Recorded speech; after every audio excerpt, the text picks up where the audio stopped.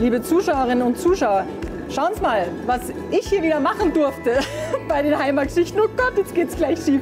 Wir sind diese Woche hier in Kochel am See und der Bertram zeigt mir, wie man einen schönen Krug hinbekommt. Und wir waren auch noch auf einem sehr idyllisch gelegenen Ponyhof. Außerdem in einem Haus mit ganz viel Geschichte und natürlich im berühmten Franz-Marc-Museum.